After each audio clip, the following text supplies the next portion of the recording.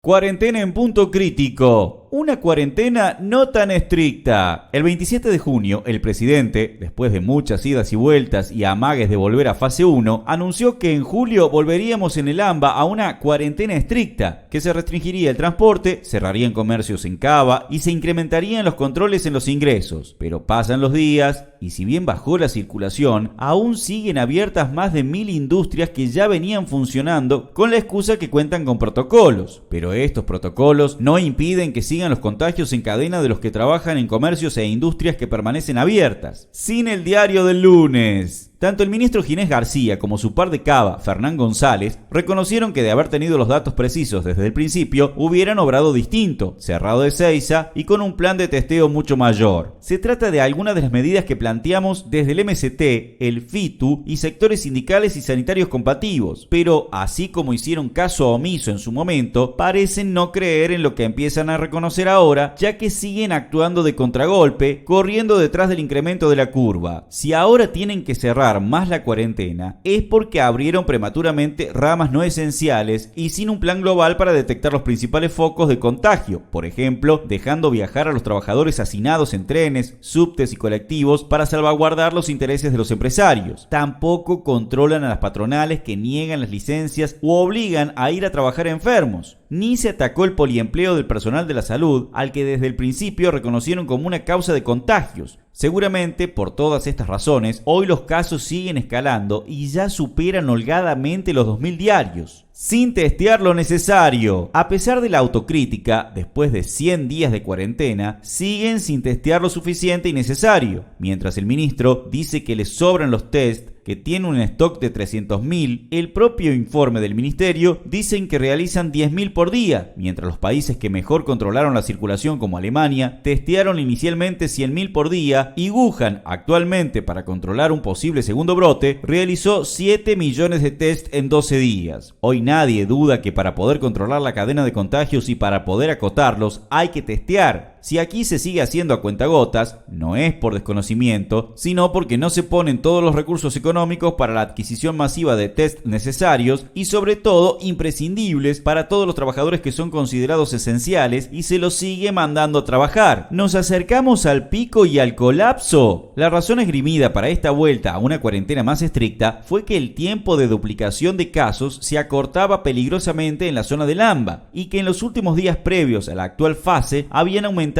147% los contagios, 95% los fallecimientos y de manera proporcional los internados y los internados graves. De manera que la disponibilidad de camas comunes y de terapia intensiva del sector público se acercaba peligrosamente al temido colapso. Y si bien seguimos sin precisiones sobre cuándo en realidad llegará el pico, lo cierto es que en el gobierno todos coinciden que al ritmo que íbamos, el sistema de salud iba a desbordarse en pocos días. La pregunta del millón es si con estas medidas se evitará el tan temido colapso. Pese a este programa complejo desde el punto de vista sanitario, desde el establishment, la oposición patronal y el propio gobierno, más allá de los estilos, se preparan para una mayor apertura después del 17 y marchar hacia la tan mentada nueva normalidad que tiene un fuerte sabor a más ajuste y reformas estructurales para que los platos rotos los paguemos los trabajadores y sectores populares. Las propuestas del MST. Casi al inicio de la llegada de la pandemia al país, desde el MST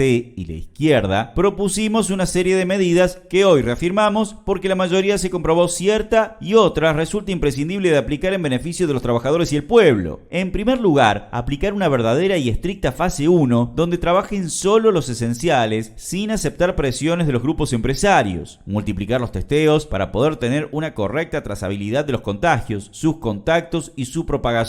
Mayor protección del personal de salud con todos los elementos de protección personal necesarios y de calidad, pero también contratando todo el personal necesario para poder dar las licencias correspondientes y evitar el poliempleo. Implementar un sistema único de salud nacional bajo control estatal para prevenir el colapso. A tal fin, disponer de todos los recursos económicos y la capacidad científica, técnica e industrial al servicio de la pandemia. Y fundamentalmente, asistir económica y socialmente a todos los trabajadores, trabajadores, garantizando un ingreso mensual igual a la canasta familiar para todos aquellos que no tienen trabajo fijo e impidiendo realmente las suspensiones y despidos que ya se cuentan por miles. Los fondos para ello deberán provenir de dejar de pagar la deuda, de un impuesto inmediato a las grandes fortunas y ganancias que deberá ser parte de una reforma tributaria de fondo donde paguen más los que más tienen y que siempre se beneficiaron con esta y todas las crisis precedentes.